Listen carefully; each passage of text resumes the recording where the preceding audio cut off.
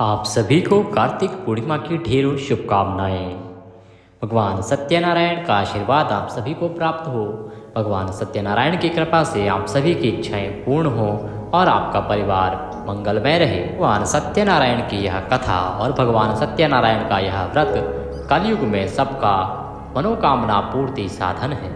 जो कोई मनुष्य भगवान सत्यनारायण की पूजा व्रत करता है उसकी सभी इच्छाएं भगवान सत्यनारायण पूरी करते हैं। भगवान सत्यनारायण सदा सत्य के साथ रहते हैं। जो सच्ची भक्ति और लगन के साथ भगवान का पूजन करते हैं या कथा श्रवण करते हैं, भगवान उनकी सभी मनोकामनाओं को पूरा करते हैं। ऐसा माना जाता है कि कलयुग में भगवान श्री हरि विष्णु के एक रूप सत्यनारायण भगवान स्वयं सबकी रक्षा करने के लिए ही आए हैं। भगवान श्री हरि ने इस व्रत को पृथ्वीवासियों के लिए अपने जीवन में आने वाले दुखों को दूर करने के लिए, अपने जीवन में आने वाली परेशानियों से मुक्ति पाने के लिए ही बनाया है। तो आइए भगवान सत्यनारायण की कथा श्रवण करते हैं और आने वाले दिन में अपने दिन को उत्तम बनाने के लिए, अपने भविष्य के लिए, भविष्य को उज्जवल बनाने के लिए, मनोकामनाओं की पूर्ति के लिए यह कथा श्रवण करते हैं। कथा आरंभ करें उससे पहले आपसे निवेदन है, कृपया कथा सुनते हुए भगवान का जयकारा अवश्य लगाएं। कमेंट बॉक्स में या तो लिखें जय सत्यनारायण भगवान या श्रीमन नारायण या ओम नमः भगवते वासुदेवाय।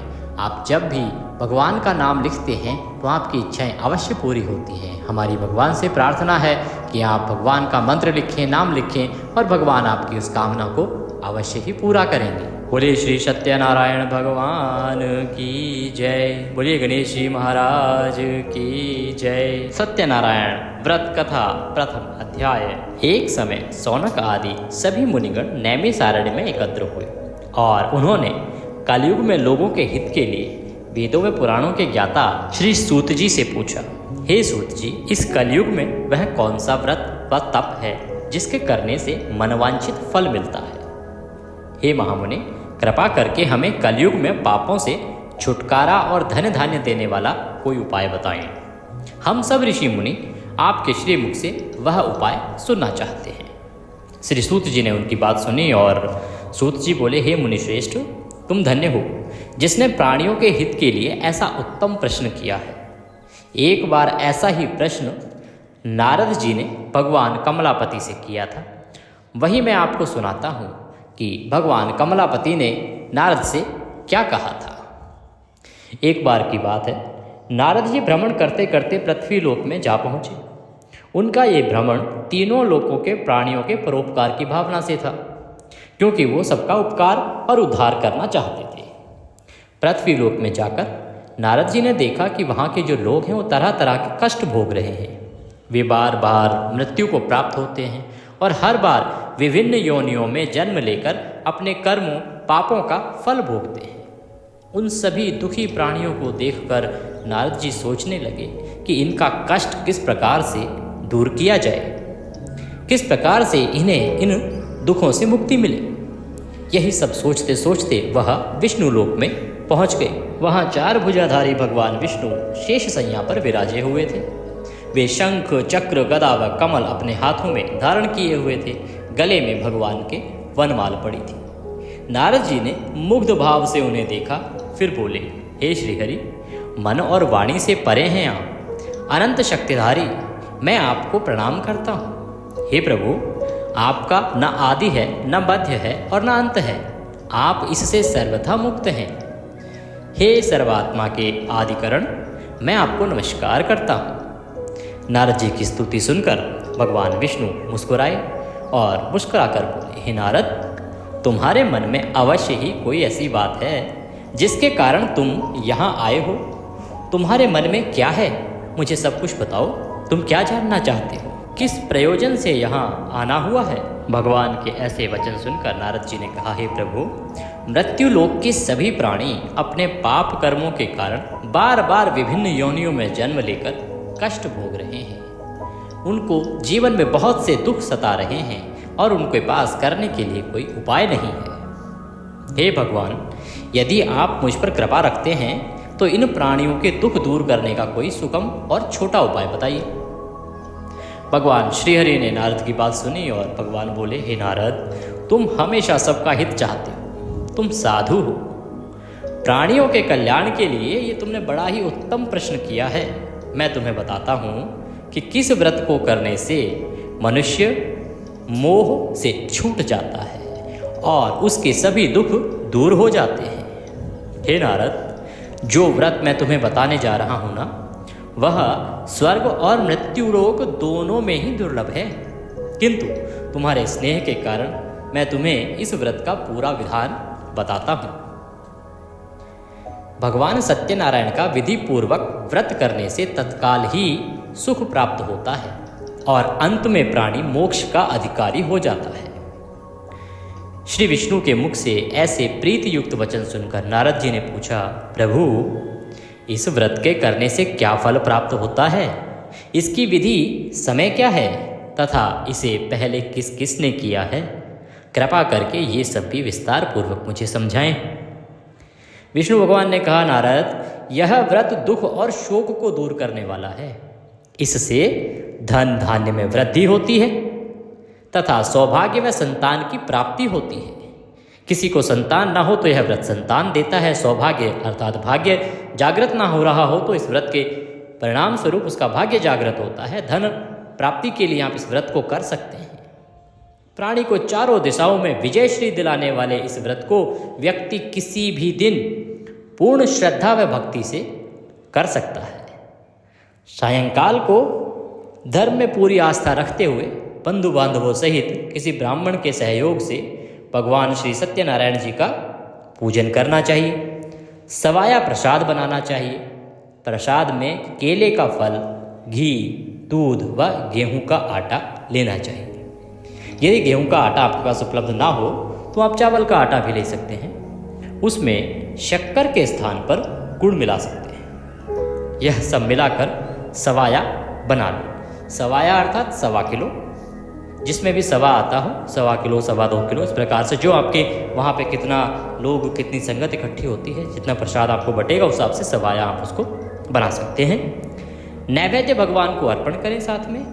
इसके बाद कथा सुनकर प्रसाद ग्रहण करना चाहिए तथा ब्राह्मणों को दक्षिणा देनी चाहिए। बंधु बांधवों सहित ब्राह्मणों को भोजन कराकर स्वयं भी भोजन करना चाहिए। इस प्रकार से ये भगवान श्री हरि ने इस व्रत का विधान बताया है कि किस प्रकार से ये व्रत किया जाना चाहिए। प्रसाद आदि ग्रहण करने के बाद भजन कीर्तन करना चाहिए। फिर भगवान सत्यनारायण का स्मरण करते हुए सभी बंधु बांधव अपने घरों को प्रस्थान करें। इस प्रकार जो भगवान श्री सत्यनारायण जी का व्रत पूजन करता है उसकी सभी मनोकामनाएं अवश्य ही पूर्ण होती हैं। इस कलयुग में दुख एवं दरिद्रता से छुटकारा पाने का इससे सरल और छोटा कोई उपाय नहीं है। बोले श्री सत्यनारायण भगवान की जय। इसी के साथ सत्यनारायण भगवान व्रत कथा में ये प्रथम अध्याय समाप्त होता है। श्रीमन्नारायण नारायण नारायण, श्रीमन्नारायण नारायण नारायण, लक्ष्मी नारायण नारायण नारायण, श्रीमन्नारायण नारायण नारायण। दूसरा अध्याय आरंभ करते हैं। तो सूत जी बोले, हे मुनीश्वरों, पहले इस व्रत को किस किस ने किया, अब मैं तुम्हें इस विषय के बारे में बताता हूँ। ध्यानपूर्वक सुनो। बहुत ही रमणीय स्थल है काशीपुरी। काशीपुरी में एक बड़ा ही निर्धन ब्राह्मण रहता था। वह भूख प्यास से दुखी यहाँ वहाँ भटक भिक्षा मांगकर अपना पेट भरता था। इस ब्राह्मण को दुखी देखकर ब्राह्मणों से प्यार करने वाले भगवान विष्णु बड़े ही व्यथित हुए। फिर एक दिन उन्होंने बूढ़े ब्राह्मण का वेश धारण किया। वेश धारण करके पृथ्वी पर आकर उस ब्राह्मण से बोले, हे विप्र, तुम इतने दुखी होकर इस पृथ्वी पर क्यों भटक रहे हो? कृपा करके मुझे अपनी विपदा बताओ, तुम्हें परेशानी क्या है? तो ब्राह्मण बोला, हे बंधु, मैं अत्यंत ही निर्धन और दुखी हूँ। क्या आप इस निर्धनता से मुक्त होने का कोई उपाय जानते हैं? यदि जानते हैं तो कृपा करके मुझे बताएं। मैं वह उपाय अवश्य ही करूँगा ताकि मुझे इस कष्टपूर्ण जीवन से मुक्ति मिल सके। तो बूढ़े ब्राह्मणधारी भगवान सत्यनारायण ने कहा, सत्यनारायण स्वरूप भगवान विष्णु सबको मनचाहा फल देने वाले हैं, अतः हे विप्र तुम उन्हीं का उत्तम व्रत व पूजन करो। भगवान सत्यनारायण का व्रत व पूजन करने से मनुष्य के सब दुख दूर हो जाते हैं। हे भगवान, गरीब ब्राह्मण ने कहा, कृपया मुझे इस व्रत का विधि विधान बताएं। आपके अनुसार मैं उत्तम फल प्रदान करने वाले इस व्रत को अवश्य ही करूंगा। बूढ़े ब्राह्मण वेशधारी भगवान विष्णु ने सत्यदेव भगवान के व्रत व पूजन का विधान उसे बता दिया और वहां से अंतर्ध्यान हो गए। निर्धन ब्राह्मण ने मन ही मन में संकल्प लिया कि वह बूढ़े ब्राह्मण द्वारा बताया गया यह व्रत अवश्य ही करेगा। इन्हीं विचारों के कारण उसे रात भर नींद नहीं आई, वो सो नहीं पाया। अगले दिन वह इसी संकल्प के साथ भिक्षाटन के लिए निकला कि आज जो कुछ भी मिलेगा उससे मैं सत्यनारायण जी का व्रत व पूजन करूंगा। उस दिन उसे भिक्षा में काफ़ी सारा द्रव्य प्राप्त हुआ। उसी से ब्राह्मण ने अपने बंधु बांधवों सहित श्री सत्यनारायण भगवान का व्रत किया। व्रत के प्रभाव और भगवान सत्यदेव की कृपा से वह संपत्तिवान हो गया। उसके पास बहुत धन संपत्ति आ गई। तब से उस ब्राह्मण ने प्रति माह व्रत रखना आरंभ कर दिया और अंत में सब पापों से मुक्त होकर मोक्ष को प्राप्त हुआ। हे विप्रो, इस प्रकार पृथ्वी पर जो कोई भी श्रद्धा पूर्वक इस व्रत को करेगा उसके सभी दुख दूर होंगे। श्रीमन नारायण जी ने यही वचन नारद जी से कहे थे। अब आप लोग बताइए कि और क्या जानना चाहते हैं, आपकी क्या जानने की इच्छा है।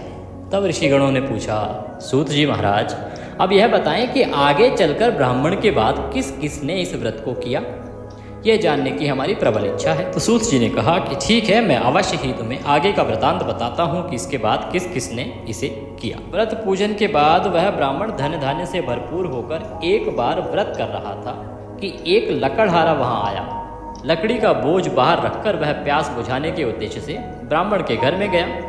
वहाँ उसने ब्राह्मण को देखा जो अपने बंधु बांधवों सहित भगवान सत्यनारायण का व्रत और पूजन कर रहा था। वह सब देख के लकड़हारे को बड़ी उत्सुकता हुई। उसे लगा कि ये क्या चल रहा है, क्या हो रहा है, मैं जरा जानूं। उसने ब्राह्मण को प्रणाम किया और पूछा, हे प्रभु, हे ब्राह्मण देव, आप यह किसका पूजन कर रहे हैं और इस पूजन का क्या फल मिलता है? कृपा करके विस्तार पूर्वक मुझे भी बताएं। ब्राह्मण बोला, हे भाई लकड़हारे, यह हम भगवान सत्यनारायण का व्रत और पूजन कर रहे हैं। सत्यदेव भगवान का यह व्रत सभी मनोरथों को सिद्ध करने वाला और शुभ फलदायी है। उन्हीं की कृपा से मेरे घर में आज ये सब धन संपत्ति और सुख वैभव आया है। ये जानकर लकड़हारा बहुत प्रसन्न हुआ। वह प्रसाद ग्रहण करके तथा जल पीकर बाहर आया और अपना गट्ठर उठाकर लकड़ी बेचने के लिए शहर को चल दिया। रास्ते में चलते चलते उसने सोचा कि आज यह लकड़ियां बेचकर जो भी धन प्राप्त होगा उससे मैं भी भगवान सत्यनारायण का व्रत और पूजन करूंगा। यह संकल्प करके वह उस बस्ती की ओर चल दिया जहां नगर के अमीर लोग रहते थे। भगवान सत्यनारायण की ऐसी कृपा हुई कि उस दिन उसे लकड़ियों के दूने दाम प्राप्त हुए। लकड़हारे ने प्रसन्न होकर पके केले, शक्कर, घी, दूध और गेहूं का आटा सवाया बनवाकर खरीद लिया और अपने घर की ओर चल पड़ा। लकड़हारे ने अपने भाई बांधवों सहित विधि पूर्वक भगवान का पूजन किया, व्रत किया और व्रत के प्रभाव से वह पुत्रवान और धनवान बन गया। फिर इस लोक में चिरकाल तक सुख भोग कर अंत में भगवान सत्यनारायण की कृपा से उनके लोक को चला गया। इसी के साथ यह स्कंद पुराण के अंतर्गत रेवाखंड में सत्यनारायण व्रत कथा का दूसरा अध्याय समाप्त होता है। बोलिए श्री सत्यनारायण भगवान की जय। श्रीमन नारायण नारायण नारायण, लक्ष्मी नारायण नारायण नारायण, श्रीमन नारायण नारायण नारायण, भजमन नारायण नारायण नारायण। इसी के साथ तीसरा अध्याय आरंभ होता है। तो सूत जी कहते हैं, हे मुनियों, अब मैं इससे आगे की कथा सुनाता हूँ, ध्यानपूर्वक सुनो। पूर्व काल में उल्कामुख नाम का एक बुद्धिमान राजा था। वह बड़ा ही जितेंद्रिय और सत्यवादी था। वह नित्य प्रति मंदिरों में जाकर ब्राह्मणों को दान दक्षिणा देकर प्रसन्न रखता था।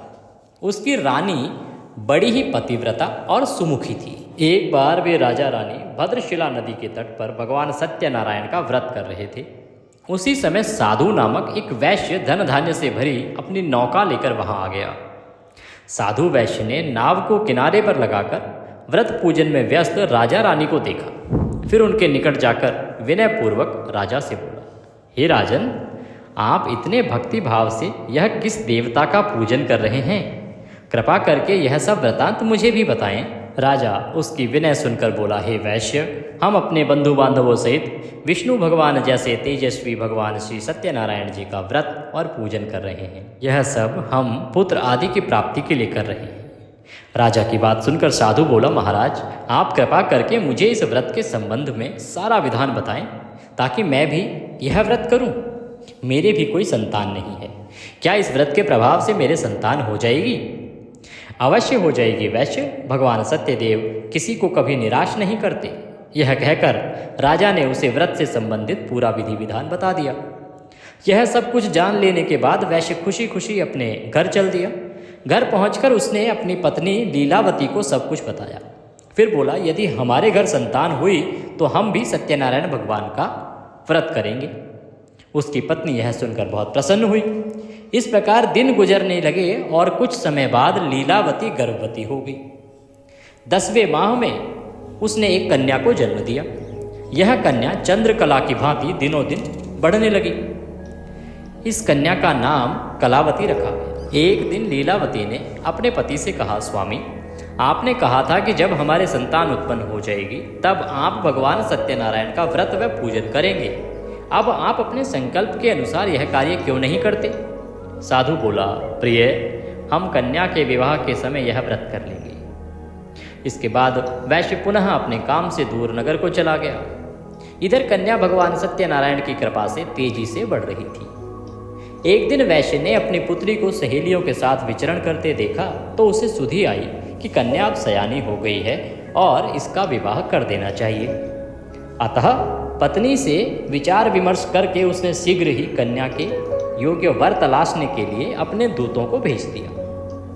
वैश्य की आज्ञा पाकर दूत सर्वप्रथम सुसंपन्न कांचन नगर को चल दिए। कुछ दिनों बाद वे वहां से एक बड़े ही गुणवान और सुंदर वैश्य पुत्र को अपने साथ ले आए। साधु वैश्य ने अपने बंधु बांधवों सहित उसे देखा और वार्तालाप करके संतुष्ट हो गया। फिर कुछ दिन बाद उसने विधि पूर्वक अपनी कन्या का विवाह उसके साथ कर दिया। लेकिन दुर्भाग्य देखिए, दुर्भाग्यवश वह उस समय भी भगवान सत्यनारायण जी का व्रत और पूजन करना भूल गया। परिणाम स्वरूप श्री सत्यनारायण भगवान रुष्ट हो गए। इस प्रकार कुछ समय बीत गया। अब वैश्य ने सोचा कि व्यापार के लिए चलना चाहिए। बहुत समय हो गया है। अपने कार्य के प्रति वह सदा ही सचेत रहता था। अतः अपने जामाता को लेकर वह व्यापार के लिए चल दिया। इस बार वह समुद्र के समीप रत्न सागर नामक सुंदर संपन्न नगर को गया। वहां जाकर वह अपने जमाता के साथ व्यापार में व्यस्त हो गया। इस सुंदर और संपन्न नगर में राजा चंद्रकेतु का राज्य था। उस समय अपनी प्रतिज्ञा से भ्रष्ट हुए वैश्य को भगवान सत्यनारायण ने श्राप दे दिया कि हे वैश्य, तू घोर कष्ट को प्राप्त होगा। एक दिन राजा की संपत्ति चुराकर एक चोर वहां गया जहां वैश्य साधु और उसका जमाता ठहरे हुए थे। उसके पीछे राजा के सिपाही लगे हुए थे। अतः डर के मारे उसने राजा का जो चुराया हुआ धन था वो वहीं छोड़ दिया और वहां से भाग गया। उसके पीछे पीछे आए सिपाहियों ने राजा का धन वहां पड़ा देखा तो चोरी के अपराध में उन दोनों वैश्यों को बंदी गृह में डाल दिया। हर्षित होकर सिपाहियों ने जाकर राजा को बताया, महाराज, राजमहल में चोरी करने वाले 2 चोरों को हम पकड़ लाए हैं, आप देखकर आज्ञा दें। तो राजा ने बिना कुछ देखे ही, विचार किए बिना ही आज्ञा दी कि उन दोनों को बंदी गृह में डाल दो। भगवान श्री सत्यनारायण जी की माया से किसी ने भी उनकी बात नहीं सुनी। राजा चंद्रकेतु की आज्ञा से उनका सारा धन भी छीन लिया गया। उधर भगवान के श्राप के कारण वैश्य की पत्नी भी बहुत दुखी हो गई। उसके घर की सारी संपत्ति चोर ले गए। वह शरीर से रुग्ण होकर चिंतित अवस्था में अन्न के लिए घर घर भटकने लगी। पहनने ओढ़ने की क्या कहें, घर में खाने को अन्न का दाना तक नहीं रहा। ऐसी ही हालत उसकी पुत्री कलावती की भी हो गई। एक दिन भूखी प्यासी कलावती एक ब्राह्मण के यहाँ गई, जहाँ उसने भगवान सत्यनारायण जी का व्रत व पूजन होते देखा। उसने वहाँ बैठकर बड़ी श्रद्धा से कथा सुनी और प्रसाद लेकर रात को अपने घर लौटी। घर आने पर उसकी माँ ने पूछा, बेटी इतनी रात गए तक तू कहाँ थी तथा तेरे मन में क्या है? कलावती ने माँ को बताया, मैंने एक ब्राह्मण के घर पर सभी मनोकामनाओं को पूर्ण करने वाले भगवान सत्यनारायण भगवान के व्रत को देखा है। मैं भी वहीं थी और श्रद्धापूर्वक कथा श्रवण कर रही थी। कन्या की बात सुनकर वैश्य की पत्नी को तत्काल स्मरण हो आया कि उसके पति ने व्रत करने का संकल्प लिया था, किंतु आज तक व्रत नहीं किया। उसने सोचा कि संभव है इसीलिए हम पर यह कष्ट आया होगा। यह सोचकर उसने तत्काल निर्णय लिया कि अपनी पुत्री के साथ वह भी इस व्रत को करेगी। दूसरे ही दिन लीलावती ने अपने बंधु बांधवों के साथ व्रत किया और भगवान सत्यदेव से प्रार्थना की कि उसके पति व जमाता शीघ्र लौट आएं और प्रभु सत्यनारायण उनके अपराध को क्षमा करें। लीलावती द्वारा किए गए व्रत और उसकी प्रार्थना को सुनकर भगवान सत्यदेव प्रसन्न हो गए। उसी रात उन्होंने स्वप्न में राजा चंद्रकेतु को दर्शन देकर आज्ञा दी कि हे राजा, सवेरा होते ही उन दोनों वैश्यों को मुक्त कर दे तथा उनका छीना हुआ धन भी लौटा दे। यदि ऐसा नहीं करेगा तो मैं धन और पुत्रों सहित तेरे राज्य का नाश कर दूंगा। इतना कहकर भगवान अंतर्ध्यान हो गए। सुबह राजा की आंख खुली तो उसने सभी सभासदों से अपने स्वप्न के विषय में बताया। फिर आदेश दिया कि चोरी के अपराध में बंदी उन वैश्यों को तत्काल छोड़ दिया जाए और हमारे समक्ष लाया जाए। सिपाही आदर सहित उन दोनों को राजा के समक्ष ले आए। दोनों ने नम्रता से राजा को नमस्कार किया। वे डर रहे थे कि राजा न जाने अब क्या आज्ञा दे दे, लेकिन उन्हें देखकर बड़े ही आदर भाव से राजा ने कहा, भगवान ने आपको कष्ट दिया है, किंतु अब डरने की कोई बात नहीं है।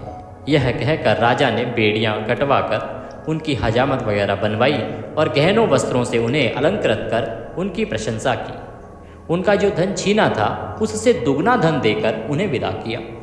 दोनों ने राजा को प्रणाम किया तथा धन लेकर खुशी खुशी अपने घर को चल दिए।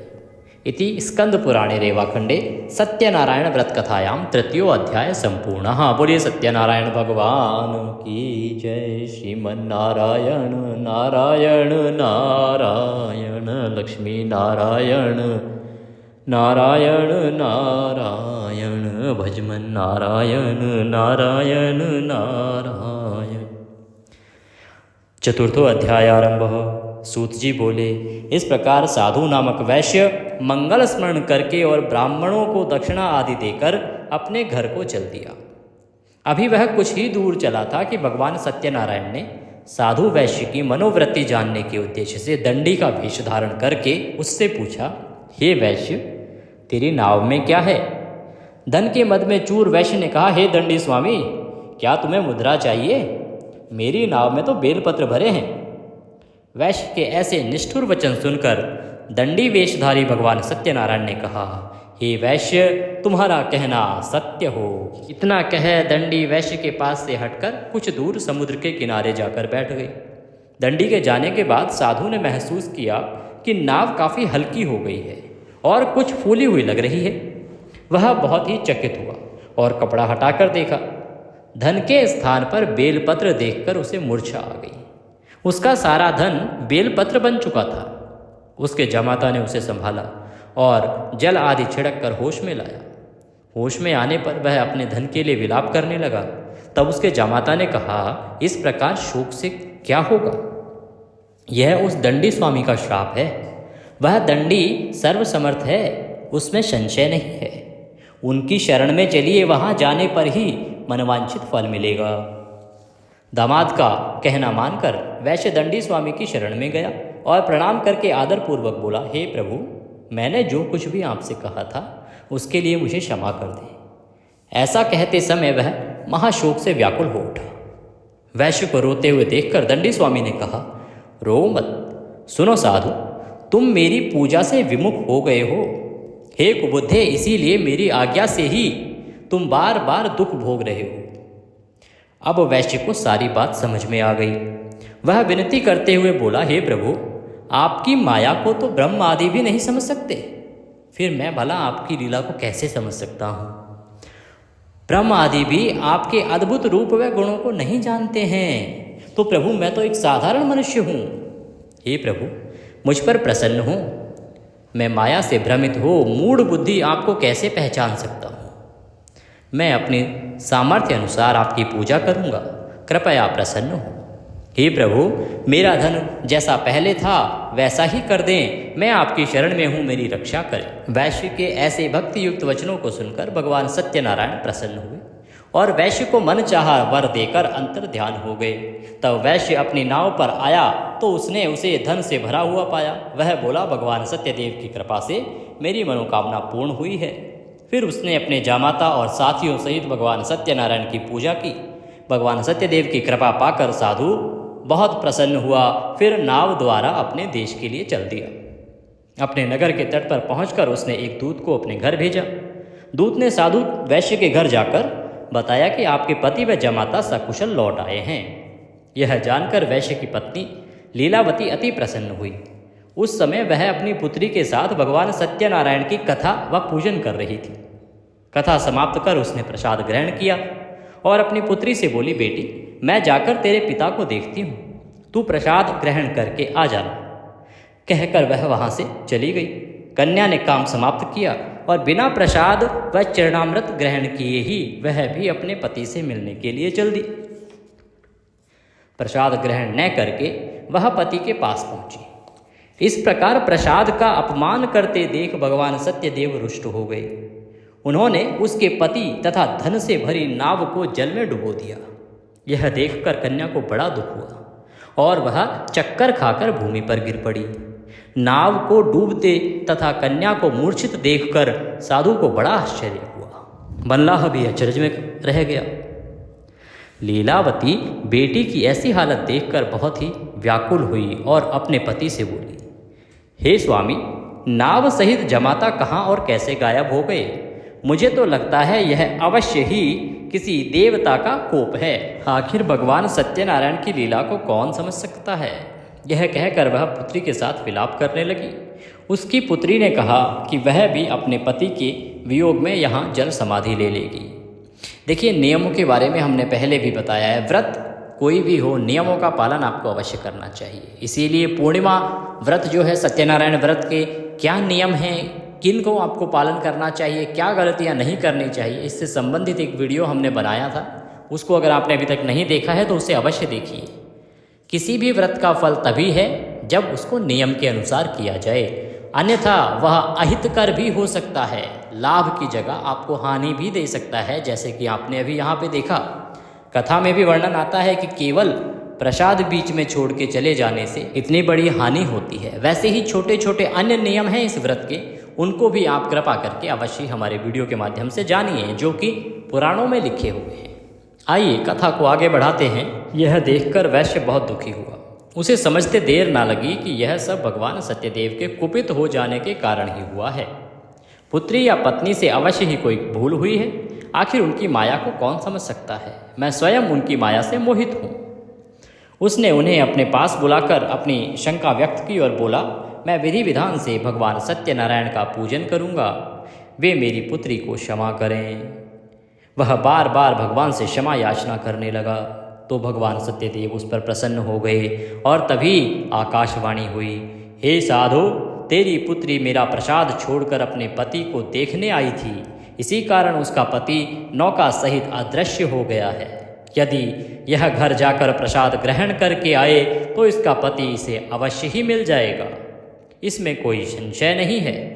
वैश्य की पुत्री ने भी यह आकाशवाणी सुनी तो वह तत्काल ही घर गई, प्रसाद ग्रहण किया और जब कन्या लौट कर आई तो उसका पति सही सलामत वहाँ उपस्थित था। यह देखकर वह बहुत प्रसन्न हुई और पिता से बोली, हे पिताजी, अब घर को चलिए, अब क्या देर है? हे बेटी, हमें भगवान सत्यदेव का पूजन करना है। ये कहकर साधु ने सबके साथ मिलकर भगवान सत्यनारायण की कथा व पूजन किया। फिर अपने बंधु बांधवों व जामाता सहित घर आ गया।